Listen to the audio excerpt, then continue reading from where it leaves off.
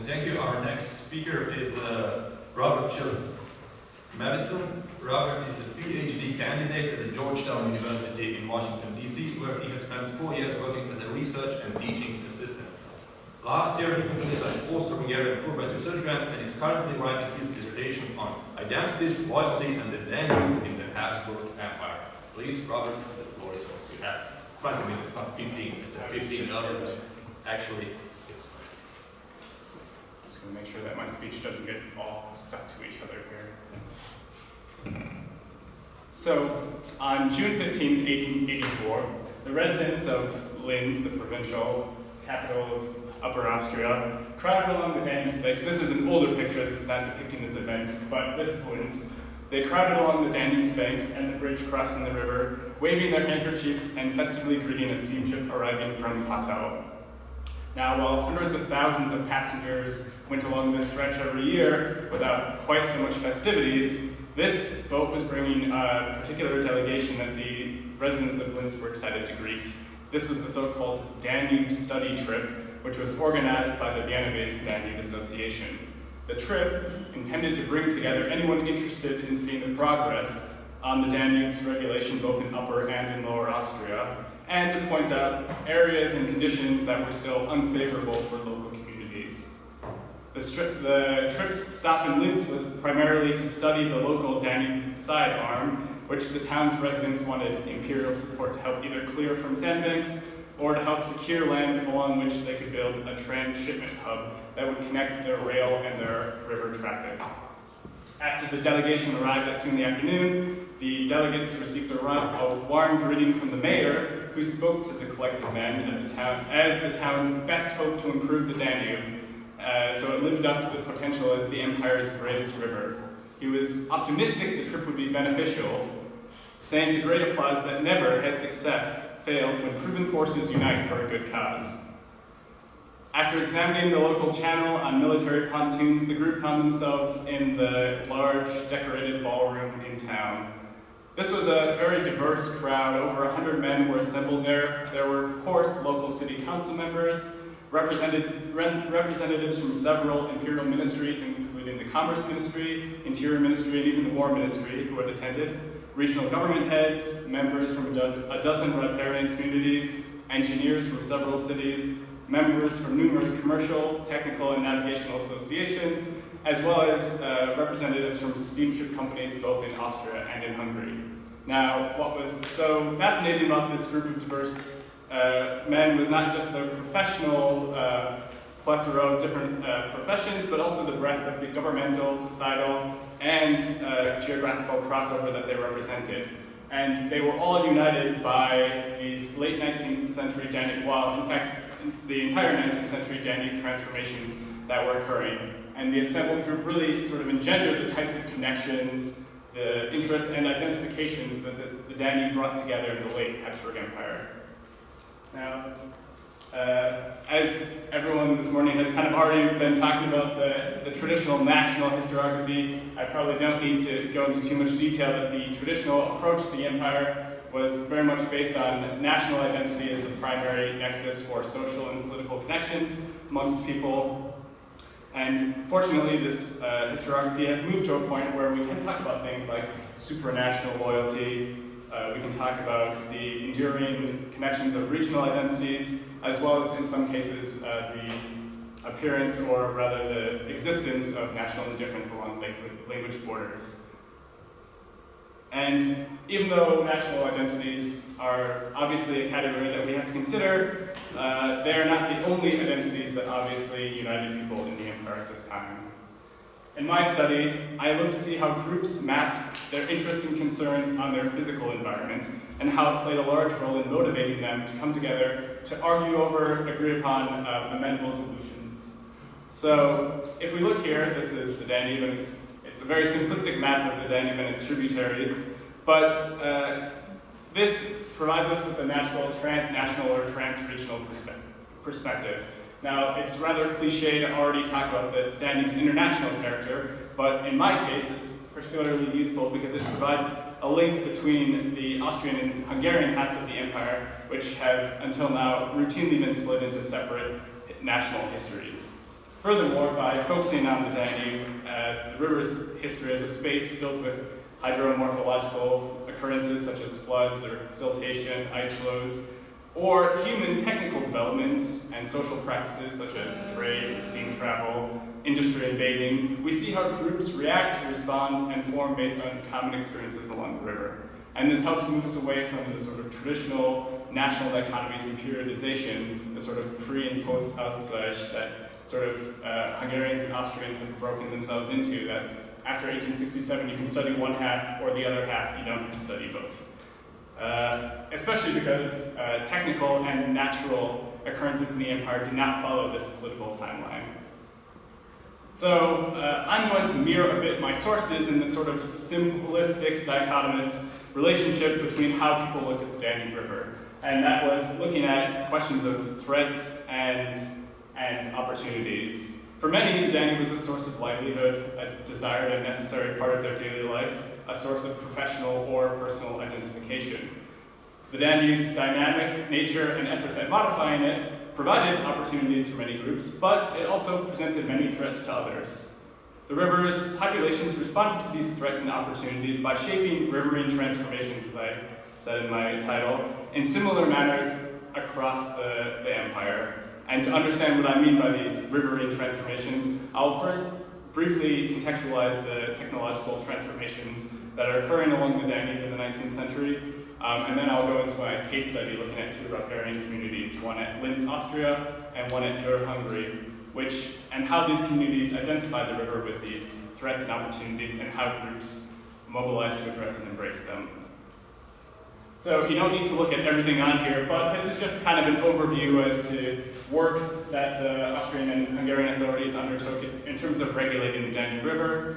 Regulating the river really comprised many different things, trying to move the many meandering branches into one main bed, setting up embankments to prevent flooding, trying to reclaim floodplains alongside the river so that there could be room for agriculture or industrial development, dredging sandbanks, blasting rocks, that kind of stuff. Anything that made it difficult to be, for the river to be a navigational pathway. And by the 19th century, throughout the empire, you had many provinces and most counties who had either a whole department devoted to civic and hydraulic engineering, or at least individual experts who guided these projects in the empire. So the other big technological transformation at this time is, of course, steam navigation. In 1813, the Emperor Franz announces that he'll give an imperial patent or an imperial monopoly to any company that can move ships upstream without the use of draft animals. There are early efforts in the 1910s, which never really amount to much other than just individual trips. And finally, in 1829, you have the establishment of the Danube Steam Navigation Company, which, if I refer to the DDSG, this is the German acronym for the Donau-Dampfschifffahrtsgesellschaft, but it's easier to say DDSG. In the first years, in 1835, this steamship company transported 17,000 people a year. At its height in the 1880s, it transported over 3.5 million a year on the Danube. And this doesn't factor into the millions of people it transported between Buda and Pest every year. And with the emergence of other steam navigation companies later in the century, there was an additional millions of additional people who also transported along the river. And I also should mention that, of course, steam navigation and regulation are going hand in hand. So as the state is attempting to regulate the river, steam navigation companies are, of course, engaging in this process, arguing either that the state should undertake these regulation projects because it will enable navigation, or they should compensate companies that are willing to undertake this work on their behalf. So my case study, looking at Dur and Linz, like many cities on the Danube, unique hydrological circumstances had placed the Danube at the center of each community's historical prosperity and development. In Linz in 1572, guess I should have a laser pointer here somewhere. So in 1572, there was a large flood that created this side arm that created this island as well. And this was the location of the study trip that people were complaining about the conditions in at the beginning of my introduction. this sidearm facilitated traffic to and from the city and provided a convenient site for early industrial development. So for example, in 1890, the Linz Municipal Brewery opened. In 1672, one of the first textile factories in Austria opened as well, which by the 18th century employed around 49,000 people from the surrounding countryside. And there were, of course, also lumber processing mills as well. Merchant, and it was an important transit point for north-south trade routes from the Bohemian lands down to Italy. In the 19th century, Linz and other cities along the river provided a steady stream of sailors, boat tower laborers, and shipbuilders for commercial trade on the Danube. Dürr, which is down here, was not located on the main bed of the Danube, but was on the so-called Moschoni Danube, which is this narrow channel here. This was the only navigable branch along the Danube between Bratislava and Pest until the mid to late 19th century. From the early 18th century onwards, crews towing shipments of wheat from the Banat and from eastern Hungary brought their ships up to Dürr, where they then unloaded them and put them on smaller ships that could go up this navigable channel. And this grain commerce actually led to a large boom in industry in Dürr that processed this. So by some estimates, 1 in 10 people lived directly from this grain commerce. And this led to things such as large amounts of granaries in town, 147 by the mid-19th century. The land along the river was high-value real estate, where people tended to build granaries or other types of grain storage facilities rather than houses. And you had such professions such as people who carried sacks of grain between the boats as they were loaded and unloaded. You had people who rented out sacks so that grain could be transported. And there are even some numbers that around 50 people, mostly women, actually were busy repairing the sacks that were used to carry grain between these boats. So a lot of people lived from this trade, and the Danube was kind of at the center of all of this.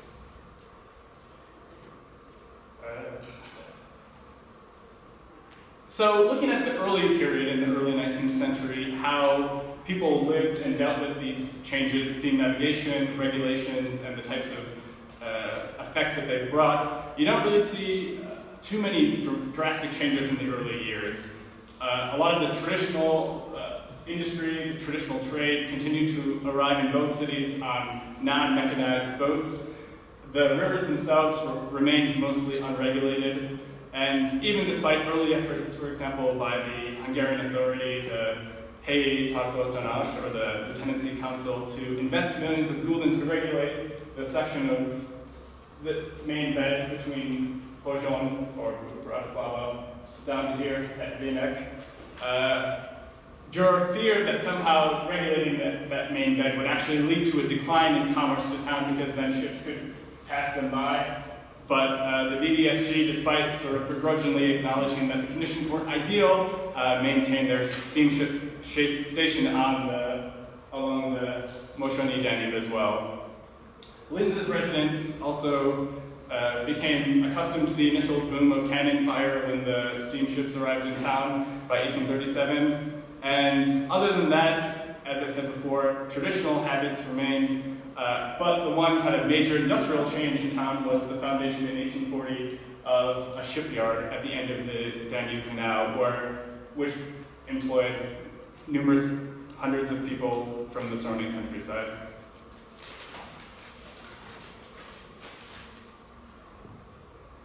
But if we look to the mid and mid-late parts of the century, we start to see trends that are affecting both the local and imperial developments.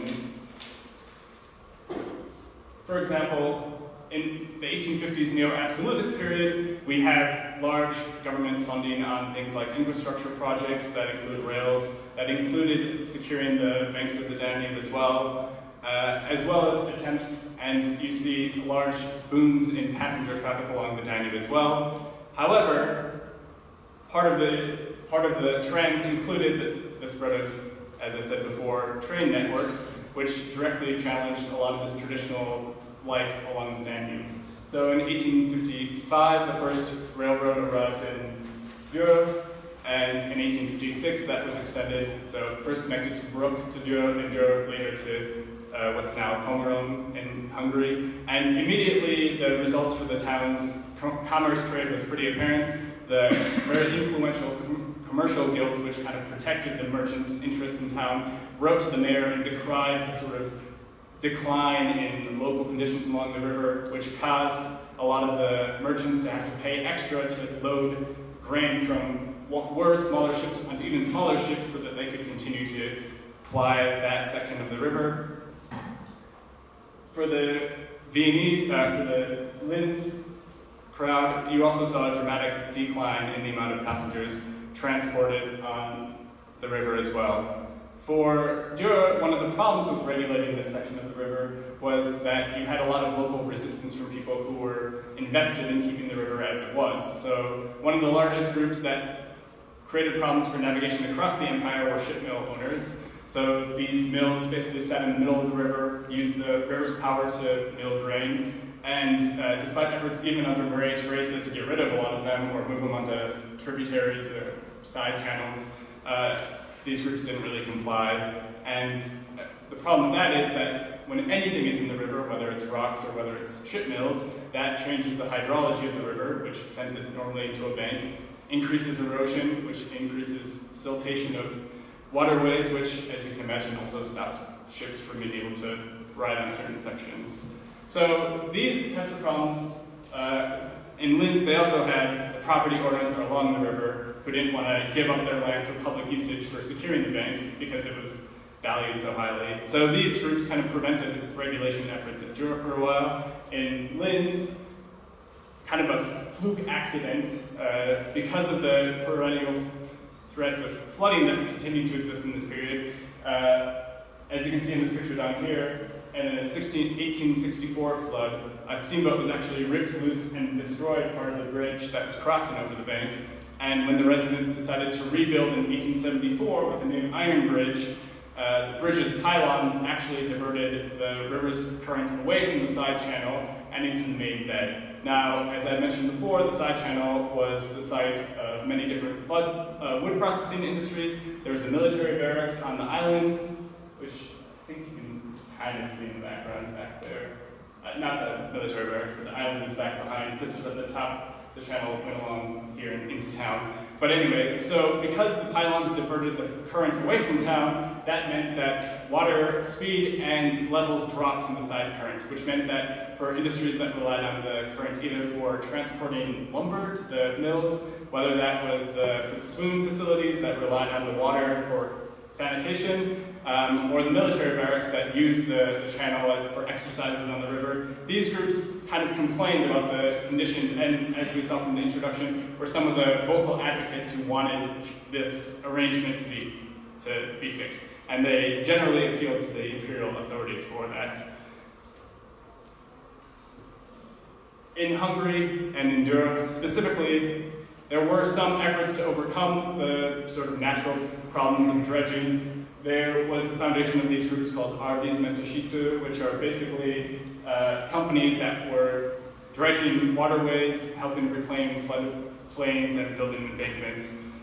They attempted to found such a company in Europe to regulate the Raba, which is a tributary of the Danube going through town. And after about a decade and a half, they also, facing such stiff resistance, stopped. They were not successful. In Linz, the other thing that exacerbated the problems along this bank for the people whose livelihoods relied on that water was that before the bridge opened in 1874, the town had just enacted a new sewage system, which sent the town's sewage into the lower part of the canal. And as water levels dropped and the speed also dropped, that meant that not only was there not enough water for the typical processes, but it was not used for its more basic functions of flushing stuff away that it was supposed to as well. You see, however, in many of these instances that there are these sort of trans-regional or transnational groups, commercial interests like the Danube Steam Navigation Company, that play a large part in trying to resolve some of these issues. So for example, in Europe, after one of the floods that basically the reconstruction costs of this flood in 1862 were so high that the town could no longer dredge the local Danube stretch, the company decided to step in and help instead. because they were not getting the support they needed from the national state. And in addition, as I had said in the introduction, Linz's response was to try to appeal to the imperial authorities instead. If we look at the late 19th century, the last couple of decades, we see that there was more successful efforts at trying to create practices and arrangements that would ensure that the Danube remained an important or relevant part of people's daily lives in each of these towns. To sort of deal with the new river connections in Linz, one of the things that they had appealed for the imperial authorities to regulate was to grant land so that they could build a transshipment hub to connect rail and water traffic. And once they successfully built this and it was opened in 1894, you can see how that had an effect on the number of passengers that then started traveling along the Danube as well. In Europe, however, they eventually took a different path, which was seeing that there was not really going to be a lot of outside help from the national authorities to help regulate that section of the Danube. They eventually started to divert a lot of their industry away from the commerce that relied on it, and instead started building up local factories that helped produce an economic upswing for the town instead.